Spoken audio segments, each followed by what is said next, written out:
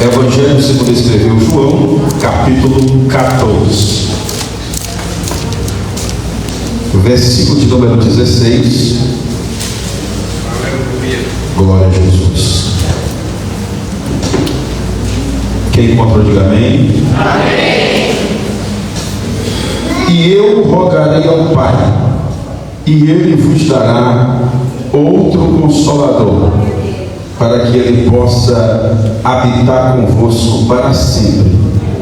O Espírito da verdade, que o mundo não pode receber, porque não o vê, nem o conhece, mas vós o conheceis, porque Ele habita convosco e estará em vós. Atos dos Apóstolos, capítulo número 2, o texto clássico dos pentecostais, capítulo 2, versículo de número 1. Glória a Jesus. Capítulo 2, versículo de número 1. E tendo chegado o dia de Pentecostes, eles estavam todos reunidos no mesmo lugar. E de repente veio um som do céu, como de uma rajada de vento impetuoso. Encheu toda a casa onde eles estavam assentados. E lhes apareceram línguas como de fogo, que se repartiram e pousaram sobre cada um deles. E todos foram cheios do Espírito Santo. E todos foram cheios do Espírito Santo. Não foi alguns, não foi a maioria, foram todos. Amém? Diga para alguém que está lá, diga, isso aqui é para você. Não é só alguns que vão ser cheios, é todos que vão ser cheios. Porque tem gente ainda, e aí agora com tanta doutrina surgindo, e aí o sensacionista tomando de conta, tem gente acreditando que é para alguns e nem sabe se é. Aqui está dizendo que é todos foram cheios do Espírito Santo. E aí o texto continua dizendo: e começaram a falar em outras línguas, conforme o Espírito Santo lhes concedia que falasse. Amém? Glória a Deus. Tecladista, não pode deixar Deus te usar, viu? Graças a Deus. Queridos, nessa manhã, se tem um valor que nós não podemos jamais negociar, e valores são inegociáveis. Irmão Francisco, o que são valores? São princípios que a gente não pode abrir mão por nada, ainda que lhe matem. Mas você morre dizendo: eu vou ser fiel até a morte.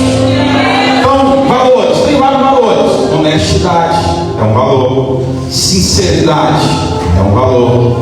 Falar a verdade é um valor. Andar em amor é um valor. Lealdade é um valor. E aí eu poderia ir citando aqui, por exemplo, se a gente vai para a Bíblia Sagrada, fidelidade é um valor, oração é um valor, prática da palavra é um valor, se manter em integridade no meio de uma sociedade corrompida é um valor. E a gente vai citando valores que está na Bíblia, são vários, e um valor inegociável é este, que a gente não pode abrir mão dele. E se tem um valor que a gente não pode abrir mão, mas a gente tem visto atualmente, até mesmo a nossa igreja, que é a Assembleia de Deus, nós participamos agora do Fórum Pentecostal promovido pela a CGADB e a Convenção Geral e todos os que representam a nossa igreja.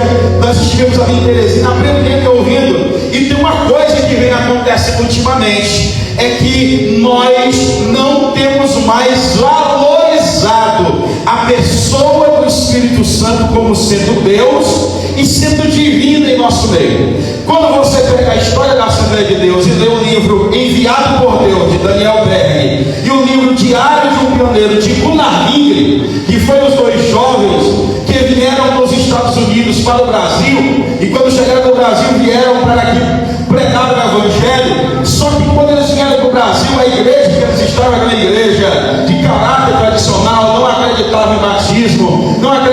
língua estranha, não acreditava em cura divina, não acreditava em visões espirituais, profecia. Quando eles chegaram aqui, eles estão vindo lá da Rua Azusa, lá nos Estados Unidos. E a Rua Azusa nos Estados Unidos estava tomada pelo poder de Deus. No início do século XX, nos Estados Unidos, um rapaz chamado Seymour, filho de pais escravos, em uma época que nos Estados Unidos a segregação racial estava estabelecida, negros não cultuavam com brancos. As igrejas nos Estados Unidos no início do século XX tinha igreja para negros, igreja para brancos, porque era impossível um negro adorar a Deus junto com o branco dentro das igrejas americanas. Era preconceito, havia essa diferença de raças. E aí, olha quem é que Deus vai levantar nos Estados Unidos no início do século XX: um filho de escravo, um negro chamado Seymour, caolho. Esse rapaz estava participando de uma escola bíblica com um homem chamado Parham. Parham era um professor de teologia e ele estava começando a descobrir que a maior prova de quando Jesus batiza alguém com o Espírito Santo é ele falar em outras línguas, conforme a atuação da Bíblia.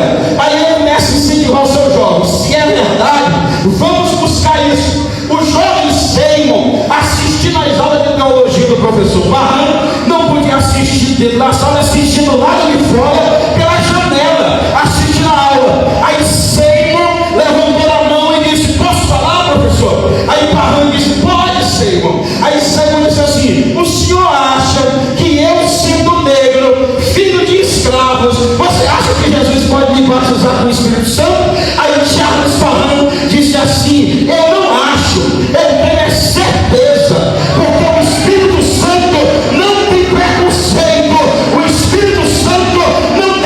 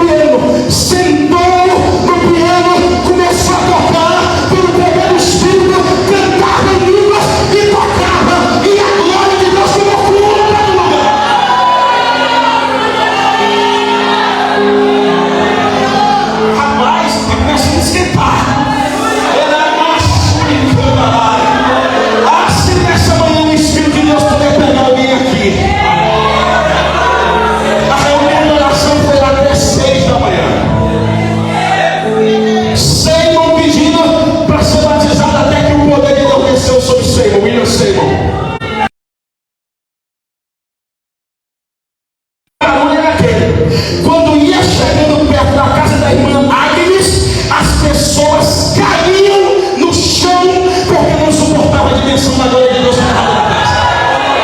Aí iam entrando para dentro e sendo tomados pelo poder de Deus. A oração deles foi tão forte que o chão da casa cedeu. Aí Senhor disse: não dá para ficar mais aqui não. Não dá para mais voltar, porque não tem dinheiro. Aí conseguiram um armazém. Retiraram a sujeira do armazém e começaram a buscar a Deus. A glória de Deus foi se especificando. As pessoas foram sendo salvas. Daqui a pouco o armazém já estava cheio de gente.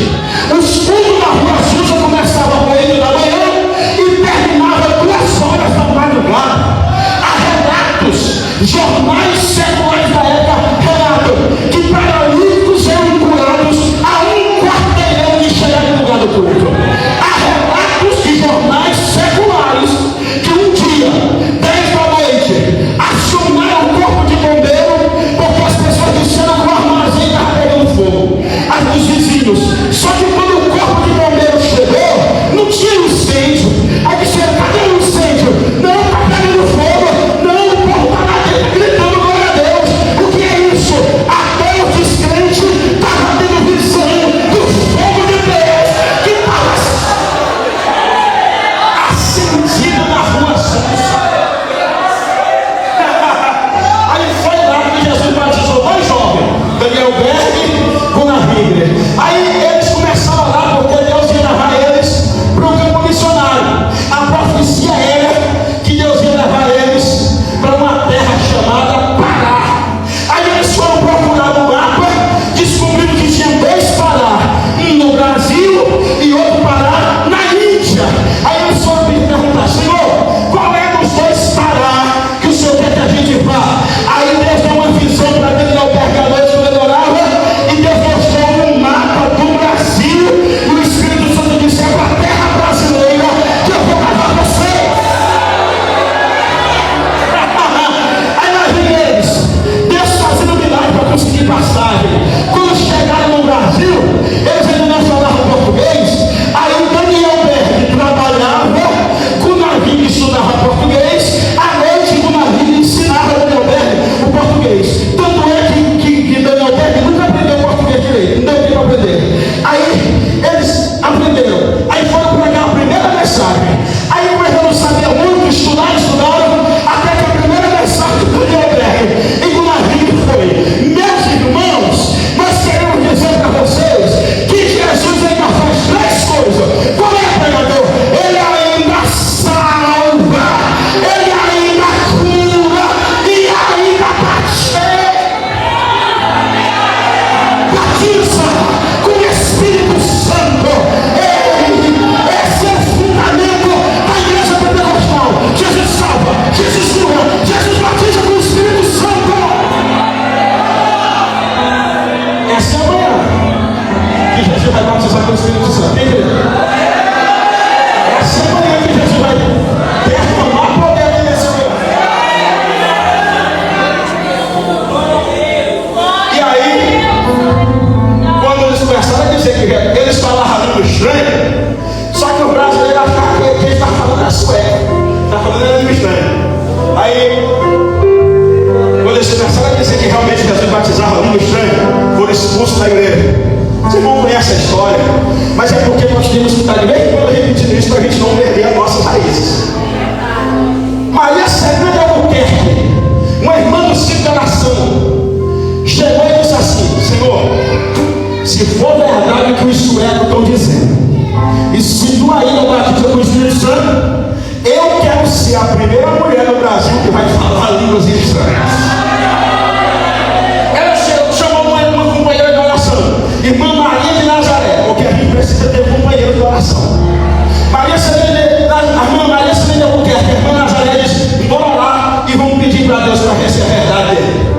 Se juntaram num quarto, começaram a orar. Começaram 11 da noite, meia-noite, 1 da manhã. Jesus, se for verdade, me batiza. 2 da manhã, Jesus, se for verdade, eu quero o poder de Deus. 3 da manhã, Maria de Nazaré teve uma visão. O quarto estava cheio de fogo.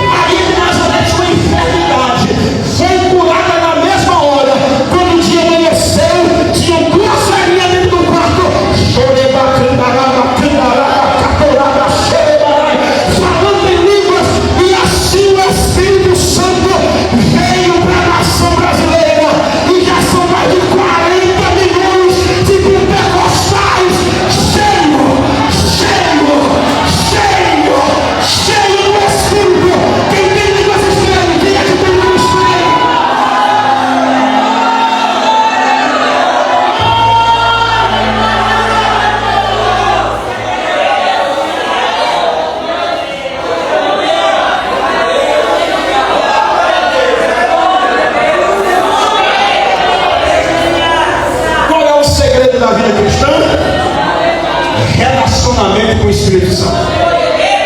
Martinho Lutero dizia: o livro da Bíblia que eu mais amo é a carta aos Gálatas. Perguntaram: por que, doutor Martinho? Porque o versículo que está escrito em Gálatas 5 me chama muita atenção. Andai no Espírito e jamais satisfareis as concupiscências da carne. Tiago Sidney, avivalista do século XVIII, que sacudiu aí na terra, ele dizia: um dia de trabalho no poder do Espírito vale mais do que um ano de trabalho na força da carne. John Wesley, avivalista inglês, dizia: o pecado da igreja é o mesmo de Israel. Israel desprezou o pai, Jerusalém desprezou o filho, e a igreja algumas vezes despreza o Espírito Santo. O Espírito de Deus é uma pessoa. Por que uma pessoa? A maioria das pessoas, e agora eu vou dar uma paradinha aqui, porque um dia desse eu estava pregando numa Assembleia de Deus, e quando eu perguntei para os jovens quem é o Espírito Santo, eu não me escandalizei, porque eu não ando me escandalizando por qualquer coisa, mas eu fiquei triste. Um jovem disse assim, eu perguntei: quem é o Espírito Santo para vocês? Aí um jovem disse assim: eu acredito, pregador, que é um anjo muito poderoso, o Espírito Santo. Aí fiquei triste, grande e poderoso. Perguntei para ele: quem é o Espírito Santo? Aí como ele só veio na Bíblia a simbologia da pomba, é uma pombinha que deu mano do céu e fica voando em cima da gente. Perguntei: quem é o Espírito Santo? Sei lá, deve ser alguma coisa que pega os crentes e eles começam a falar uma língua estranha. Oh Deus, eu fiquei muito triste, porque a Assembleia de Deus só cresceu por causa do Espírito Santo. É mesmo? O Espírito Santo não é uma coisa, não é uma bombinha, não é uma chaminha de fogo. O Espírito Santo é Deus na terra habitando em nós. Oh glória! E nessa manhã, a minha proposta é você sair daqui hoje entendendo que o Pai não está na terra, o Pai está no céu. Jesus não está na terra, Jesus está no céu. A única pessoa da Trindade que está na terra chama-se Espírito Santo. É mesmo, Deus, aleluia! Estevão está sendo apedrejado. Quando ele levanta os olhos para o céu, ele tem uma visão. Eis que eu vejo o céu aberto e vejo a glória de Deus. Eu acho bonito, porque está sendo apedrejado e está vendo a glória de Deus. É uma proposta de Deus: quanto mais pedra te lançar, mais o céu vai se abrir para você. Se tem gente aqui sendo apedrejado, fique em paz. Quanto mais pedra na terra, mais o céu estará aberto para você. Mas Estevão disse assim: veja a glória de Deus e o Filho do Homem assentado ao lado da glória de Deus. Cadê o Espírito Santo que ele não está vendo? O Espírito Santo não está lá. O texto diz assim: Estevão cheio do Espírito Santo. Ele não viu o Espírito Santo lá, porque o Espírito Santo estava aqui na terra. E aqui é o bonito. Por quê? Aquela história da arca de Noé, se a gente só olhar ela por um ano, você não vai perceber, mas ela mostra uma coisa interessante. É que Noé representa Deus Pai, a arca representa o céu. Uma outra aplicação, claro, representa o céu. O mundo que está tomado de água representa de fato o nosso mundo. Noé faz o seguinte: no meio do dilúvio, quando o dilúvio para e a arca está flutuando sobre as águas, ele solta uma pombinha, uma bomba, e ela sai voando, mas não encontra lugar para pousar e volta para a arca. Ele espera mais 7 dias, que representa uma dispensação. Sobe novamente a arca voa e traz no bico um galho de oliveira. Depois, pela terceira vez, ele solta a pombinha, ela sai voando e não retorna mais para a arca. A gente vê isso aí. Olha que história engraçada, interessante. Mas aí é a revelação de Deus sobre o Espírito Santo. O Espírito Santo não é uma bomba, eu já disse aqui. Ele é uma pessoa, mas ele é simbolizado pela pomba. Você sabe por que Deus escolheu a pomba para ser a simbologia do Espírito? Porque a pomba é a única ave que não contém fel. Vocês sabem o que é fel? Só que eu sou do interior e a gente não chama de fel.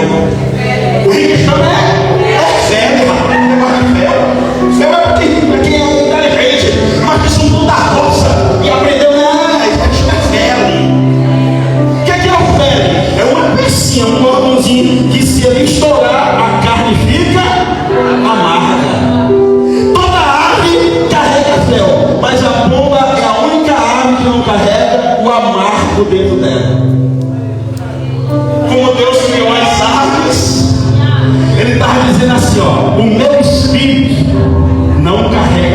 amargura.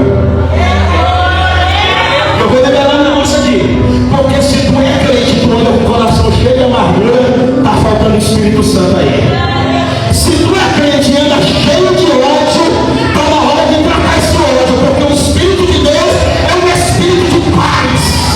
Se tu é crente e gosta de briga, de treta, de confusão, te converte, porque o Espírito de Deus é um Espírito de paz.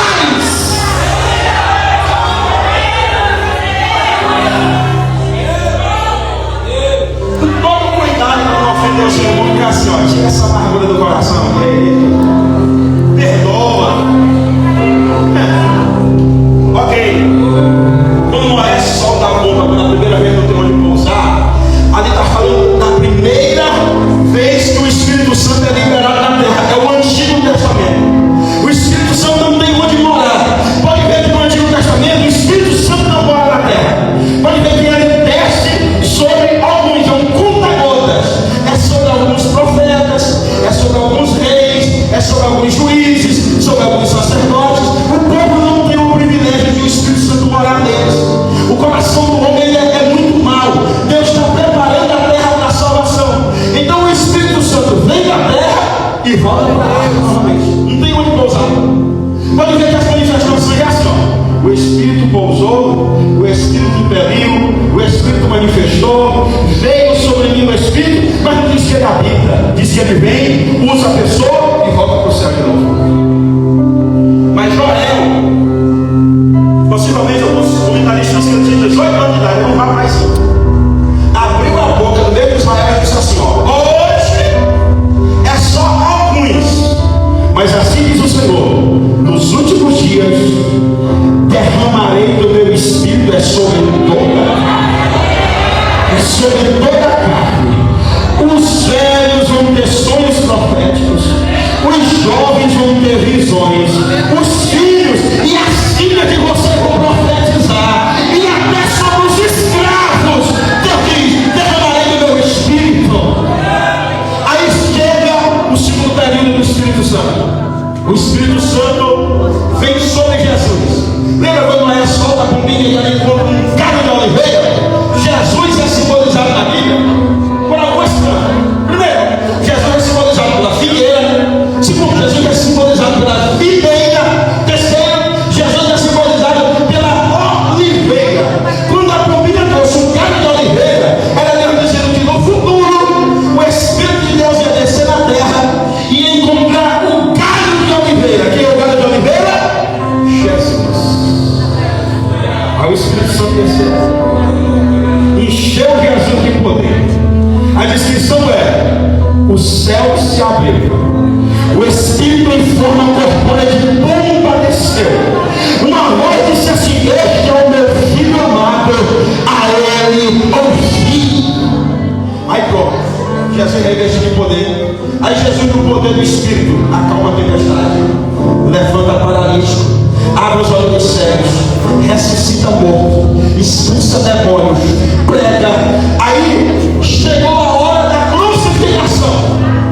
Jesus disse o seguinte: eu tenho que ir, mas eu não vou deixar vocês sozinhos, eu vou mandar para a terra outro consolador, que é o texto que nós lemos aqui.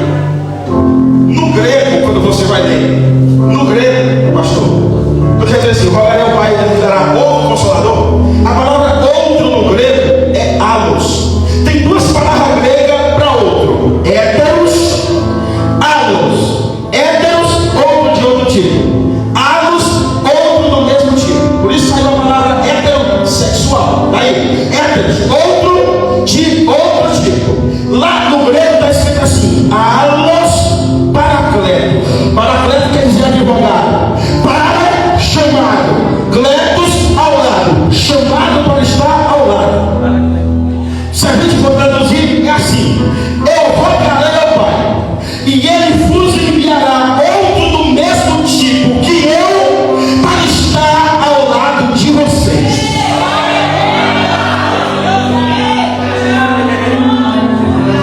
No Império Romano, no campo do direito, quando alguém era condenado a um tribunal, o Império Romano proporcionava uma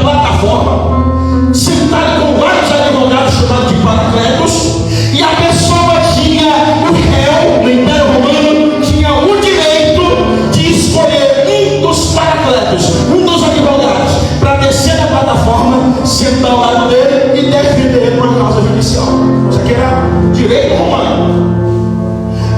Quando a pessoa sentava, o advogado descia e sentava ao lado e dizia assim: a partir de agora, sua causa é a minha causa, seu problema é o meu problema, e eu não te abandono até que resolvamos essa causa.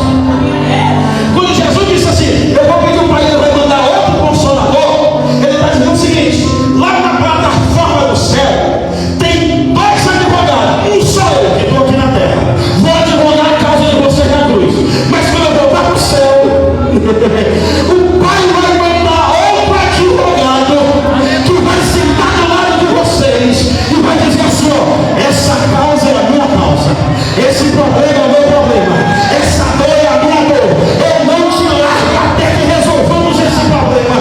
E nessa manhã o Espírito de Deus está aqui dizendo: eu não te abandono, eu não vou abrir mão de você, eu não vou te abandonar. Às vezes a gente vai conversar com alguns crentes e a gente percebe que até os crentes, por não ter uma compreensão exata da Bíblia, acha que qualquer coisa vai perder o Espírito Santo. E não é. Eu não estou dizendo que você não perde, mas não é qualquer coisa. Você quer um exemplo? E, de novo, não pense que eu não apoiei o pecado. Vamos dar um exemplo. Davi, ainda na antiga aliança, que foi um dos poucos que desfrutou de comunhão íntima com o Espírito. Davi peca, é adultério, é uma série de tramas de conspirações. Escondeu o pecado por um ano. No Salmo 38 ele até diz que o resultado do pecado somatizou no corpo dele doenças físicas, porque pecado encoberto mata a pessoa. Somatizou. Aí um ano depois, quando o pecado é revelado, ele escreve o Salmo 51. No meio do salmo ele diz assim: Senhor, não me expulse da tua presença e nem retire de mim o quê? Não retire de mim. Se ele está dizendo não retire de mim, ele está dizendo que o Espírito Santo dele não foi retirado. Ele está com medo de ser retirado, mas não foi. Irmão, com todo pecado, o Espírito Santo está lá. É a característica do Espírito Santo, ele não te abandona por qualquer coisa. E nessa manhã eu quero quebrar toda acusação que Satanás contra a tua vida. Esses dias eu vi uma pesquisa, estudando sobre a doutrina pentecostal, eu vi uma pesquisa que aqui no Brasil 70% das clínicas psiquiátricas estão sendo consultadas por evangélicos. Eu estou vendo susto, não, está errado.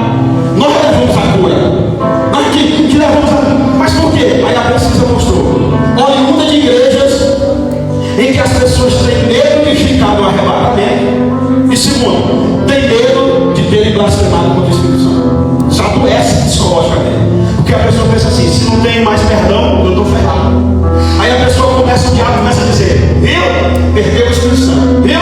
Se abandonou, viu? Foi embora. Trabalhei como líder de jovem por 6 anos, e tem uma jovem que chegou para mim, ela literalmente, ela era toda atrofiada em tudo. E um dia eu cheguei para ela: minha filha, por que você é tão triste?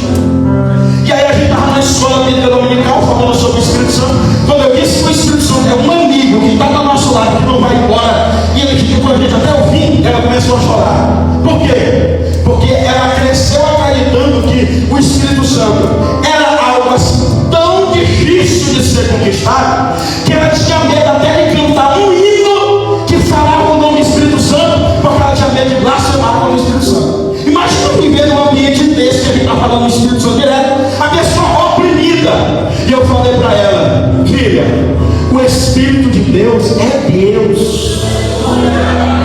Ele te ama de forma incondicional.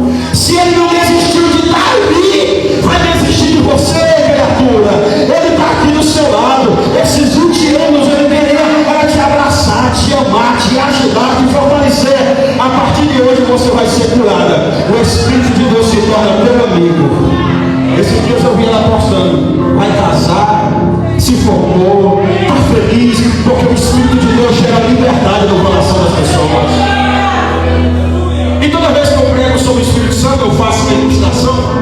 porque fica melhor de você entender. Obreiro, fique de pé, me ajude aqui. O Senhor representa Jesus. Amém? Está feliz? Como Jesus desse aqui, meu irmão. Alinhado, maravilha. Irmão, é Ismael. Olha, Ismael, bora lá. Você representa o Espírito Santo. Olha que missão boa. Está preparado? Antes de você e eu conhecer Jesus, o Espírito de Deus andava atrás de mim, de você, querendo me mostrar Jesus. O que Jesus disse? O Espírito Santo, o Consolador, convencerá o homem de quê, irmãos? Do pecado, da justiça e do juízo. Quem é que convence o pecador que ele precisa de Jesus? Espírito Santo. Sem Espírito Santo não tem salvação. Chega mais para cá. Vocês estão vendo que ele é uma pessoa? Pois é. O Espírito Santo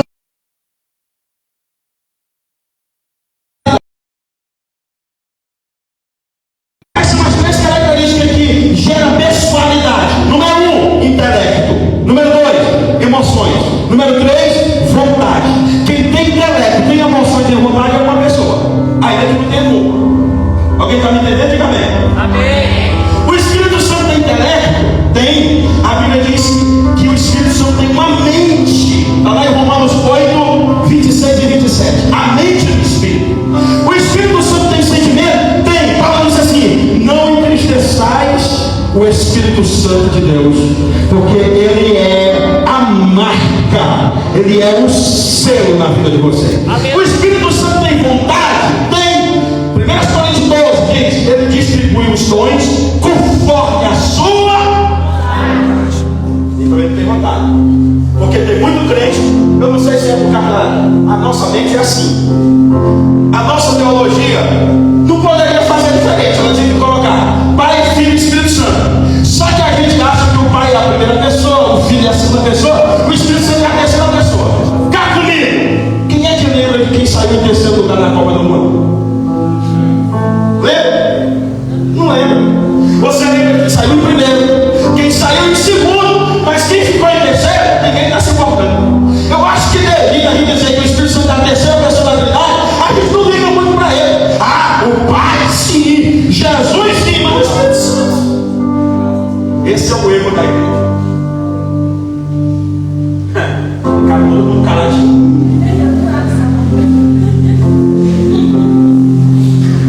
O Espírito Santo quer que quando você acorda de manhã diga assim: bom dia, Espírito Santo. Glória a Deus. Espírito Santo, vamos para a escola comigo? Bora trabalhar comigo? Ô Espírito Santo, hoje eu vou passear, mas o meu passeio não quer dizer que tu está fora dele. Vem comigo, Espírito Santo. Hoje eu vou fazer uma visita. Vem comigo. O Espírito Santo quer ser seu amigo. Aleluia. Quem é que lembra da bênção apostólica? Que é a bênção pastoral. A graça do Senhor. Bora, irmão. A graça do Senhor. Pastor. A graça do Senhor Jesus Cristo, o amor de e a comunhão. A graça de Jesus se revelou quando ele andou na terra. O amor de Deus se revelou quando ele entregou o Filho na cruz. Mas a comunhão do Espírito Santo é para você e para mim agora. A palavra comunhão, coinonia, companheirismo, amizade. Ok? O Senhor vai andar atrás de mim, ok? Batendo no meu ombro e mostrando Jesus para mim, ok? Vamos lá, vai cá para trás. Jesus está lá de braço aberto para mim. Abre o braço, cara.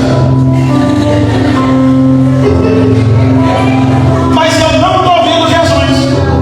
Por quê? O Deus desse século cegou o entendimento dos incrédulos. Eu vou trabalhar.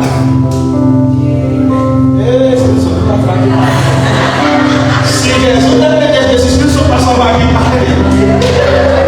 Não é que vai rolar da outra chance. Pronto, deixa eu liberar aqui em cima. Aquele vacilou aqui, é bom para o ensinar. Na teologia, tem algo chamado princípio da primeira menção. O que é isso? Toda vez que uma coisa é mencionada na Bíblia pela primeira vez, ela tem uma característica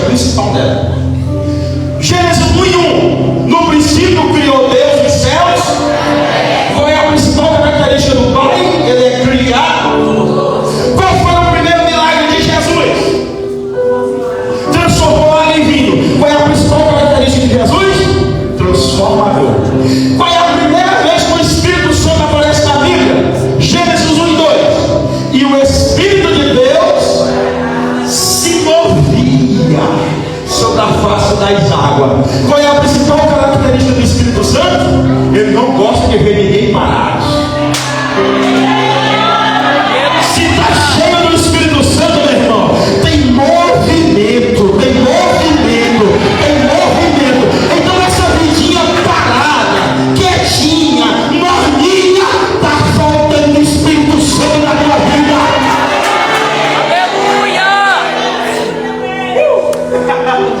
Está preparado, pessoal? Ó, movimentador, é dinâmico.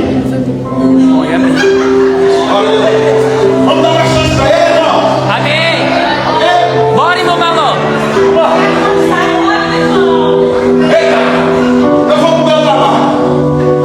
Agora esqueceu. Eu vou para a casa dos meus avós.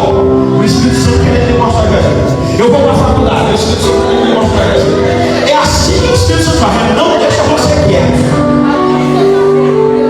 Até que um dia, eu não sei se era uma cruzada, um culto no lar, um culto na feira, um programa de televisão, eu não sei, mas o Espírito Santo pegou você pela mão e me levou para Jesus. Me leva para Jesus. Me leva para Jesus. Me leva para Jesus. Ah, eu encontrei Jesus. Nenhuma condenação há para quem está em Cristo, em Cristo, em Cristo, em Cristo, em Cristo, em Cristo. Espírito Santo, para só um pouco. Agora deixa com Jesus. Só um pouco. Agora é Jesus na escola.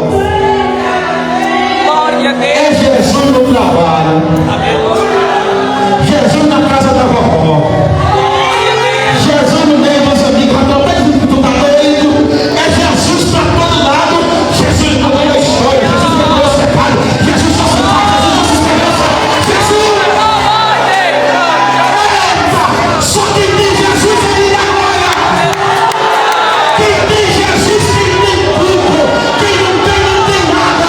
Mas quem tem Jesus Cristo, o céu já tem morada.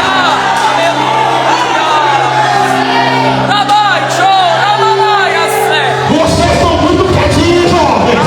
Você quer essa mão da glória a Deus.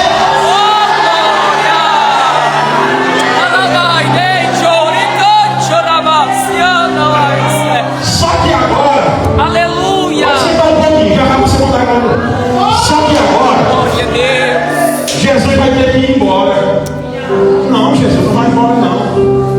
Mas tem que ir. Deixa assim, ele tipo fixo, porque ele fica lá e a gente só escuta a voz. Aí depois vai mudar pra lá e tem que trocar. Mas eu vou rogar o Pai, e Ele vos dará outro, igual a mim, e vai dar poder, Glória a Deus.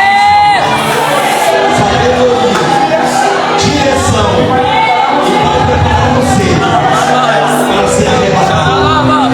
Pode ir embora, Jesus. Pode ir embora pro céu. Jesus foi pro céu. Atos subiu. Uma nuvem o envolveu. Aí o anjo desceu e disse assim: estão olhando assim por quê? O mesmo Jesus que subiu, um dia ele vai voltar.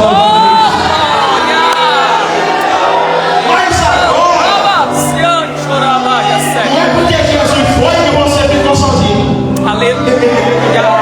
Eita, agora o Espírito Santo não vai atrás. Glória a Deus. O que é que está escrito? Do lado. Eu vou para a faculdade, o Espírito Santo vai mais em mim.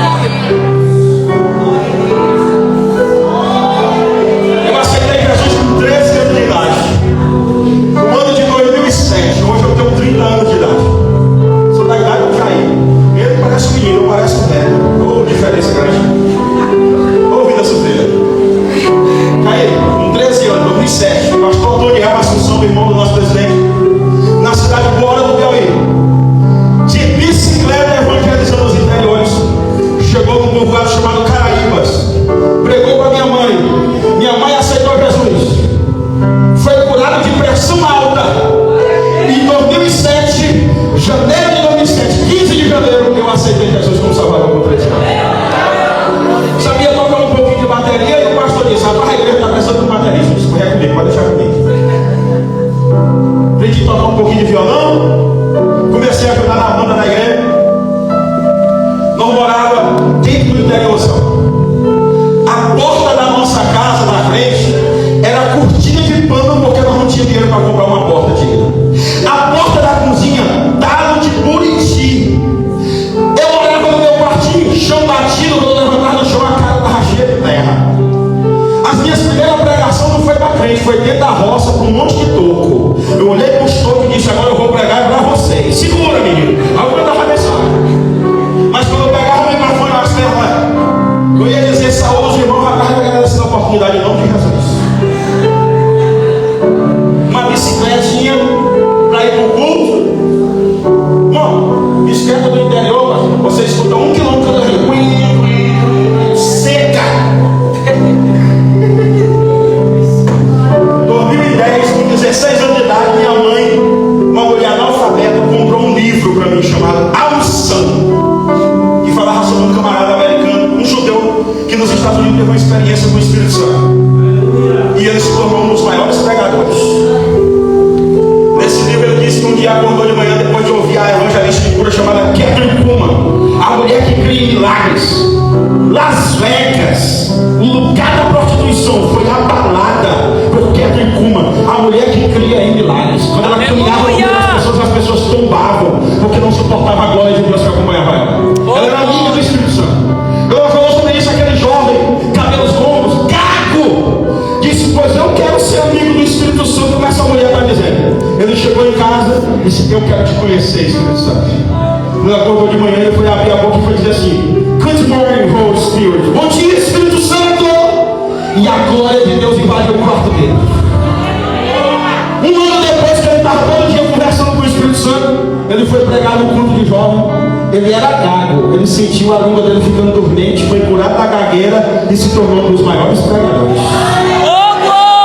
Quando eu vi aquilo, eu disse: Jesus, eu também não vou nada, só aqui, ó, para acabar. Menino velho, mas dá para tu me usar, Espírito Santo, eu quero te conhecer. 2010, com meus 16 anos de idade, eu acabei de ler o livro com a minha mãe foi deitar, meu pai foi embora de casa, um irmão preso, se envolveu com roubo, era eu, minha mãe, o menino mais novo, mas cuidando, fazendo roça, plantando cana, fazendo carvão para sobreviver. Eu fui pro fogareiro, quem é que lembra do fogareiro? De barro, fogareiro de barro. Eu estava batendo arroz pisado no pilão, cortando uma rodela de tomate, porque eu não tinha dinheiro para comprar comida. E eu estava botando arroz, chorando, a lágrima caía dentro do prato, na cozinha, 9h30 da noite, era o inverno de 2010, eu disse assim: Espírito Santo, eu não abro a mão de te conhecer, eu quero te conhecer como uma pessoa. É possível? Irmãos, foi a experiência que mudou a minha vida. Glória a Deus. A 1,5 metro de mim, no pezinho da porta de entrada de Buriti, o meu corpo começou a tremular, como se eu tivesse com a mão numa tomada elétrica, como se eu estivesse passando choque pelo meu corpo. E eu comecei a ficar com medo: o que é isso? E a voz disse assim: tu não pediu para me vir? Eu sou o Senhor que te deu a experiência que tu existe. Oh, glória! Aleluia! Tremulando, eu não consegui dormir naquela noite. Para onde eu ia, para cada lado da casa, a presença do Espírito de Deus estava lá naquela mesa.